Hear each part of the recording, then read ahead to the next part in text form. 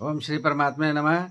मैं प्रोफेसर हरिहृदय अवस्थी अपने परम पूज्य गुरु जी पंडित भगवत शरण शुक्ल वेद मूर्ति तपोनिष्ठ गीता उपनिषद वेद पुराण और धर्मशास्त्र के विशेषज्ञ के शास्त्र में आप सभी का अवस्थित आयुर्वेद एनाटॉमी योग एंड स्पिरिचुअलिटी चैनल पर हार्दिक स्वागत करता हूं।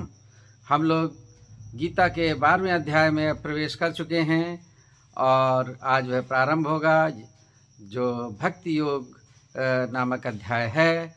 उसके प्रारंभ के पहले और दूसरे श्लोक का विशद विश्लेषण गुरु जी करेंगे। तो अब हम लोग चलते हैं गुरु जी की ओर।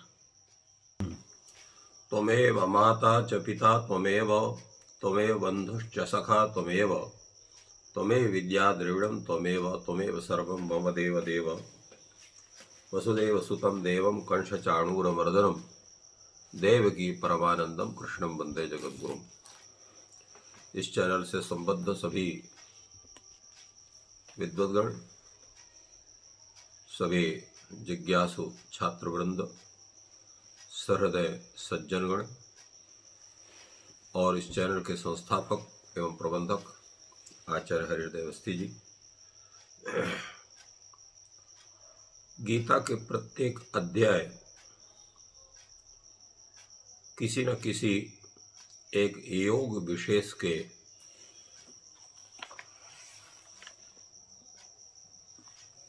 संबोधक हैं, बोधक हैं, प्रवर्तक हैं और वही परस्पर सभी का संबंध है। अगर ये कहा जाए कि इस अध्याय के बाद इसी अध्याय की विषय वस्तु क्यों रखी गई, तो इसका पूरा विचार है आचार्यों के द्वारा हुआ है। आप जिस भी आचार्य के गीता के व्याख्यान ग्रंथ को देखेंगे तो सभी ने अपने अनुसार प्रत्येक अध्याय के साथ संबंध का विचार किया है।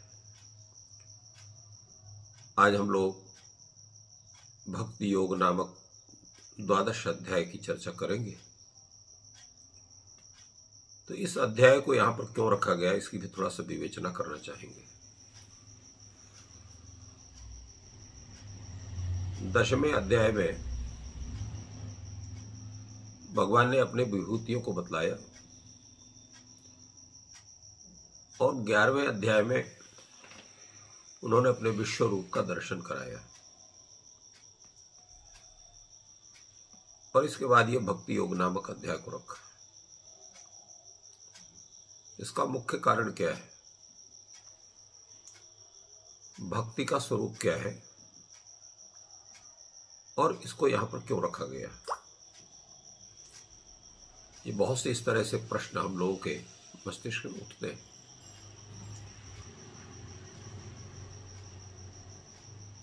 हमारा प्रत्येक ज्ञान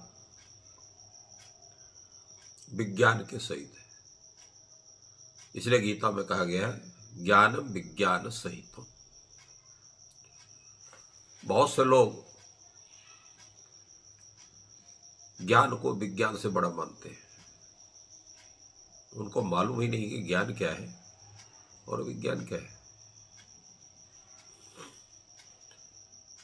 भगवान ने इस गीता में विज्ञान के सहित ज्ञान को कहा, तो यह भी जानना आवश्यक है ज्ञान क्या है, विज्ञान क्या है। तो भौतिक जितने पदार्थ हैं उन पदार्थों का प्रयोग सहित विश्लेषण करके जब हम उसको जानते हैं तो वो विज्ञान हो जाता है। और ज्ञान वो है जिसका प्रायोगिक स्वरूप संभव ही नहीं है, उसका विश्लेषण, उसका ध्यान या उसका आत्मसात हम केवल अपने उस आत्म तत्व को सर्वाधिक जागृत करके हम उसको प्राप्त कर सकते हैं और जिसमें सर्वाधिक स्थिति होती है गुरु की कृपा की। यहां पर भगवान ने विश्वरूप दर्शन के समय अर्जुन को दिव्य दृष्टि प्रदान की। यह दिव्य दृष्टि प्रदान करने का मतलब क्या होता है कि जब आप उस ज्ञान की परंपरा में प्रविष्ट होते हैं और संपूर्ण संबद्ध विषयों का प्रायोगिक ज्ञान पूर्वक जो उस अध्यात्म की धारा में आपका प्रवेश होता है और आपकी योग्यता उस अध्यात्म तत्व के ज्ञान की बन जाती है, तब आप उसके अधिकारी होते हैं। और जब तक आप अधिकारी नहीं है तब तक अध्यात्म विद्या में उस ज्ञान में आपका प्रवेश संभव नहीं है। आपको समझ में ही नहीं आएगा। वो समझने का प्रयास करेंगे तो थोड़ा स्पर्श करेंगे, इसके बाद वहां से हट जाएंगे, वो आपको नीरस लगेगा या आपको बेकार लगेगा या कुछ भी होगा। हमको कोई भी वस्तु समझ में जब नहीं आती तो हमें बेकार लगती है। हम कहते हैं यार फालतू है, इसका कोई मतलब नहीं है, क्या होगा, इससे क्या लाभ होगा। ये बात हमारे मस्तिष्क में क्यों आती है? क्योंकि उसके तात्विक उस वस्तु का उसका ज्ञान हमें नहीं होता है और उसका ज्ञान हम करना भी नहीं चाहते। इसलिए वहां पर दिव्य दृष्टि की आवश्यकता होती है। दिव्य दृष्टि यहां कौन देता है? गुरु देता है। जब आप गुरु की सेवा करते हैं, गुरु की आराधना करते हैं, गुरु के द्वारा उपदिष्ट मार्ग में श्रद्धा के साथ, पूर्ण विश्वास के साथ आप उसमें आरूढ़ होते हैं और अपनी साधना को जब प्रबल बनाते हैं और जो वो सात्विक ऊर्जा का संचार आपके मस्तिष्क में, इंद्रियों में और आपके आचरण में जब होता है, तब गुरु आपको समझता है कि यह पात्र हो गया है और सुपात्र को ही दान होता है। विद्या भी एक वस्तु है, अध्यात्म रूप वस्तु है, जिसका दान गुरु करता है शिष्य को। और वो शिष्य को दान करने के पहले उसकी पात्रता बनाता और पात्रता बना करके उसको अध्यात्म विद्या के ग्रहण की योग्यता का उत्पन्न करना ही उसको दिव्य दृष्टि देना है। तभी आप उसको समझ सकते हैं। अर्जुन को ही भगवान ने दिव्य दृष्टि दिया तो विश्व स्वरूप के माध्यम से अध्यात्म विद्या में प्रवेश हुआ। परंतु उस अध्यात्म विद्या का मुख्य फल क्या है? वो है उस परमात्मा के तादात्म्य होने पर पूर्ण रूप से समर्पण बुद्धि होना, जो प्रायः जल्दी बनती नहीं है। भक्ति योग का भी तात्पर्य यही है। जाने बिन न होय प्रतीति, बिन प्रतीत होय नहीं प्रीति, प्रीति बिना नहीं भगति दृढ़ाई, जिम खगेश जल की चिकनाई। तुलसीदास जी कहते हैं। पहले किसी व्यक्ति को जानना पड़ता है, जब जानेंगे तो विश्वास होगा, उसको प्रतीति बनेगी। और जब आपको उस पर विश्वास होगा तो उसके प्रति लगाव होगा। बिन प्रतीति हो नहीं प्रीति, और प्रीति होना विश्वास पूर्वक स्नेह की स्थिति होना ही श्रद्धा का स्वरूप है। इसलिए वहां पर भवानी शंकरो बंदे श्रद्धा विश्वास रूपिणों कहा गया रामायण में। विश्वास होगा तब श्रद्धा होगी, पहले श्रद्धा होगी फिर विश्वास नहीं होगा। प्रीति पूर्वक विश्वास श्रद्धा का स्वरूप है और प्रथम विश्वास वो विश्वास का रूप है। तो सामान्य विश्वास जब तक नहीं होगा तब तक स्नेह का स्वरूप तभी बनेगा जब वो विश्वास की दृढ़ता स्थित हो जाती है। और तब वहां जब श्रद्धा और विश्वास जब दोनों हो जाते हैं तब भक्ति का स्वरूप बनता है। यहां पर भगवान ने अपने को 10वें अध्याय में जनाया, 11वें अध्याय में उसको पूरी तरह से पूर्ण संपूर्ण विश्व स्वरूप को प्रकट करके उस अर्जुन के अंदर श्रद्धा और विश्वास दोनों को उत्पन्न किया। विश्वास पहले उत्पन्न हुआ और इसके लिए, और इसलिए उसने कहा, भगवान ने वहां पर कहा, भक्त्या तो अनन्या शक्य अहमेव विधोर्जुन दिघातुम दृष्टुम च तत्वेन प्रष्टुम च परंतप।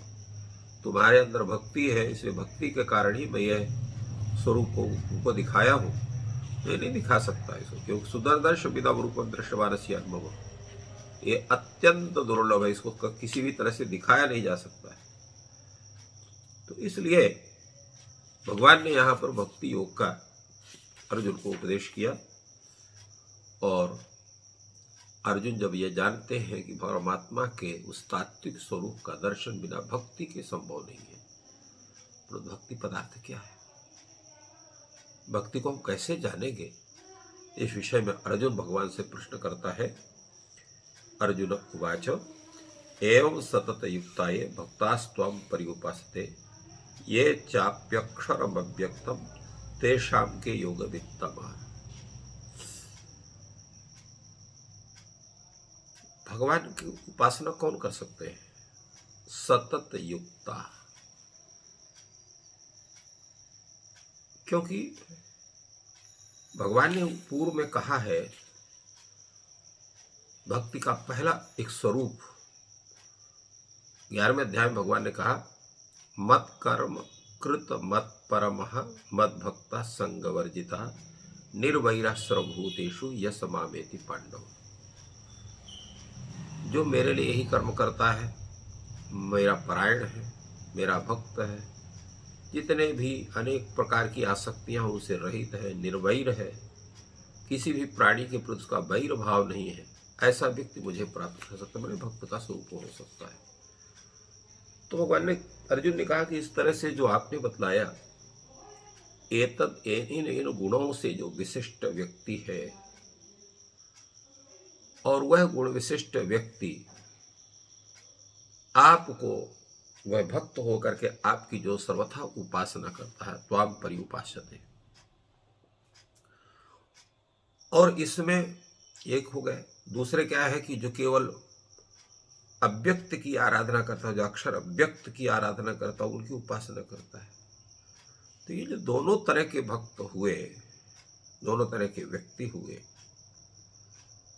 इन में किसको हम कहें कि ये सर्वथा योगवित है, इन दोनों में ये श्रेष्ठ है, इनकी तुलना हम कैसे करें, कौन जाने कौन है। अर्थात जो संपूर्ण रूप से आपका जो भक्त है वो उचित है, कि जो अव्यक्त अक्षर का अर्थात निर्गुण परमात्मा का जो आराधना करने वाला वो उचित है, कौन इसमें उचित माना जाएगा। यहाँ पर अर्जुन का प्रश्न जो हुआ है वो दोनों बातों को लेकर के, क्योंकि जो उस परमात्मा की जो आराधना है वो सगुण रूप में भी है और निर्गुण रूप में भी है। सगुण की उपासना में क्या है और निर्गुण की उपासना में क्या है? तो निर्गुण की उपासना में उस परमात्मा तत्व की जो उपासना है, उसमें उसके उस परब्रह्म का कोई आकार नहीं है, सर्वत्र व्याप्त है, उसका कोई आकार नहीं है, कोई स्वरूप नहीं है, कोई उसका केवल अव्यक्त शक्ति, उसको अक्षर ब्रह्म को, अव्यक्त को, जो जिसको हम जान देते हैं, इसकी उपासना हम कैसे कर सकते, फिर भी हम उसकी उपासना करते हैं, और कई लोग उसकी उपासना कर रहे हैं। और जो सगुण है, जो कहीं राम के रूप में, कहीं कृष्ण के रूप में, कहीं किसी रूप में, वो हमारे सामने उपस्थित होकर के अपने उस परमेश्वर को प्रकट करके ये संकेत देता है कि अहम ईश्वर, मैं ईश्वर हूं, हम उसकी उपासना करते हैं, और इस दोनों के उपासक भी प्राप्त होते हैं। तो किसको माने कि ये उपासक सबसे श्रेष्ठ है, किसको माना जाए, ये अर्जुन का प्रश्न है। भगवान बड़े सरल ढंग से इसका उत्तर देते हैं। श्री भगवान वाच मय्यावेश मनो ये मां नित्युक्ता उपासते श्रद्धया पर्योपेतास्ते में युक्त तमामता। भगवान ने इसका नाम नहीं लिया, कि सगुणोपासक श्रेष्ठ है या निर्गुणोपासक श्रेष्ठ है। उन्होंने बड़े सुंदर तरीके से उसको बताया। मयि एव मनः आवेश, मन की ही महिमा है। मन जब पूर्ण रूप से उस परमात्म तत्व में प्रविष्ट हो जाता है तो फिर परब्रह्मातिरिक्त चिंतन उसका समाप्त हो जाता है। फिर कोई चिंतन उसका होता ही नहीं है। हम लोगों का अभी मन उस परमात्म तत्व में पूर्ण रूप से आविष्ट नहीं है, तो हम थोड़ा भजन भी कर लेते हैं, थोड़ा जगत के भी काम कर लेते हैं, थोड़ा मित्र मंडली से मिल लेते हैं, तो अपने शत्रु पक्ष से झगड़ा भी कर लेते हैं। क्यों? हम अपने को मानते हैं कि हमारा मन परमात्मा में है, पर परमात्मा में है नहीं। क्यों नहीं है? इसका प्रमाण क्या है? हम तो दिन रात उसका भजन करते हैं। तो इसका प्रमाण यही है कि जब परमात्मा तत्व में उस मन का प्रवेश हो जाएगा तो संपूर्ण जगत परमात्ममय दिखाई पड़ेगा। निज प्रभुमय देखहि जगत, केहिसन करहि विरोध। तो सब में परमात्मा तो दिखाई पड़ेगा, तो विरोध समाप्त हो गया। कहीं विरोध है ही नहीं है, कोई शत्रु ही नहीं है, कोई मित्र है, सब परमात्मा तत्व के रूप में हमारे सामने स्पष्ट होता है। तो मय्येव मन आवेश्य, मय्येव आवेश्य मन ये माम नित्य युक्ता। नित्य युक्ता का मतलब क्या है? परमात्म तत्व का जो विस्मरण या उनसे संबद्धता का अभाव जब एक क्षण के लिए भी आपको न प्रतीत होता, वो नित्य युक्तता है। निरंतर उस परमात्मा तत्व का चिंतन ही बनता रहे, तद व्यतिरिक्त चिंतन का सर्वथा अभाव हो जाए और उस परमात्मा तत्व उसी की उपासना हो। तो प्रश्न हो सकता है कि जब आप परमात्मा को ही उनको निवेश करके, और तो जगत के कार्य कहां से हो गए? वो भी तो जगत के हैं, उनको भी करना है। उसके लिए भी शास्त्र मार्ग प्रशस्त करता है। जितने कार्य हैं वो प्रभु के तत्त सेवा विशेष के लिए हैं, ऐसा एक बुद्धि बनानी पड़ेगी। जैसे कहा जाता है, आत्मात्म गिरिजापति सहचरा प्राणा शरीरम गृहम, पूजाते विषयोपभोग रचना निद्रा समाधि स्थिति संचार पदयो प्रदक्षिण विधि स्तोत्राणि सर्वागिरो यद यद कर्म करोमि तत्तदखिलम शंभो तवाराधनम। आत्मा क्या है? स्वयं गिरिजापति भगवान शिव है। आत्मा त्वम गिरिजापति सहचरा प्राणा, हमारे प्राण जो है वह सहचर प्राण। शरीरम गृहम, हमारा शरीर जो है उस परमात्मा का घर है। पूजा क्या है? विषयोपभोग रचना, अनेक प्रकार के जितने उपभोग के साधन है उनका जो भोग है, चूंकि वो परमात्मा को समर्पित करके उनका सेवन होता है, इसलिए वो सब विषयोपभोग रचना वो जितना है वो आपकी पूजा है। और निद्रा क्या है? समाधि स्थिति। समाधि स्थिति स्वरूप कब बनता है? उस परमात्मा का नाम लेते लेते हमारी निद्रा का स्थिति बन जाए, और हम जब जागृत होते हैं, जब जगते हैं, तो उस परमात्मा का ही नाम हमारे मुख से निकले, तब वो निद्रा समाधि स्थिति बनती है। निद्रा समाधि स्थिति। और जो हमारा चलना फिरना है, संचारा पदयो प्रदक्षिण विधि, वो आपकी प्रदक्षिणा है। और जो हम बोलते हैं, जो भी बोलते हैं, वो स्तोत्राणि सर्वागिरो, वो स्तोत्र रूप है। इसलिए हे प्रभु, यद यद कर्म करो, जो जो भी मैं कर्म करता हूं, तत्त तब आराधना, वो सब आपकी आराधना है। ये बुद्धि बनानी पड़ेगी।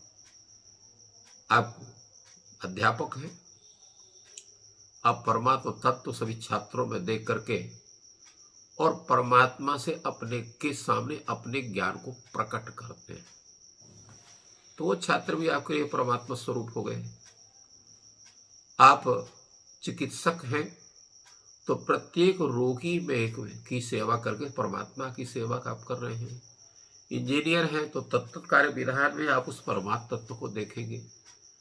अर्थात जिस जिस क्षेत्र में आप प्रविष्ट हैं उसमें आपसे संबंध जो व्यक्ति विशेष है उसे और परमात्मा तत्व को देखेंगे तो स्वतः आपके जो कार्य हैं जो अविधि पूर्वक कभी कभी संपन्न होते हैं वो स्वतः शुद्ध हो जाएंगे और परमात्मा तत्व की उपासना आपकी बनने लगेगी। इसलिए भगवान ने कहा नित्य युक्त उपासक, नित्य युक्त होकर के अर्थात जो आप कर्म कर रहे हैं उसको भी भगवत उपासनावत मान करके भगवान के चरणों में उसको भी निवेदन करते हैं, तभी नित्य युक्त बनेगी। और कैसे होगा ये सामान्य अवस्था में संभव नहीं है। ये तो पर श्रद्धया परयोपेता, परम श्रद्धा जब होगी, परम श्रद्धा क्या होगी? परमात्मा व्यतिरिक्त अन्य उपास्य भाव, परमात्मा अतिरिक्त हमारा कोई भी उपास्य नहीं है। परमात्मा ही हमारा संपूर्ण हमारे श्रद्धा का विषय है, परमात्मा ही हमारा उपास्य है, परमात्मा ही हमारा सर्व कर्तुम अकर्तुम अन्यथा कर्तुम सर्वसमर्थ है। उसी के प्रति सर्वतो भावेन समर्पण जब होता है तब वो परम श्रद्धा बनती है। इसलिए परया श्रद्धया उपेता। इस तो ऐसा जब व्यक्ति बनेगा तो भगवान ने कहा ते में युक्त तमामता, वही जो है सर्वथा सर्वश्रेष्ठ योगी है और वही मेरा भक्त है जिसने मुझको पूर्ण रूप से अपने संपूर्ण जीवन को, कार्य व्यवहार को, परिवार को, संपूर्ण संसार को, हर तरह से जो उसका अपना संसार है उस परमात्मा के चरणों में पूर्ण रूप से अर्पित करता है। ऐसा ही जो भक्त है युक्त तम माना जाता है, अन्य नहीं। इस तरह से भगवान ने एक अपने भक्त के स्वरूप का पूर्ण रूप से यहाँ पर उनके लक्षणों को प्रकट किया। गुरु जी ने ज्ञान वर्षा की और हम लोग को परमात्मा के स्वरूप, भक्त का लक्षण और उसकी विशेषताएं पर प्रकाश डाला, जिससे कि हम भक्ति योग में प्रवेश कर सकें, उसकी भूमिका बनाई और जिससे परम पिता परमात्मा के समीप हम लोग पहुंच सकें, उनके दर्शन कर सकें। तो हम गुरु जी के आभारी हैं और आप सभी पर ईश्वर कृपा करें और आपको सहायता करें।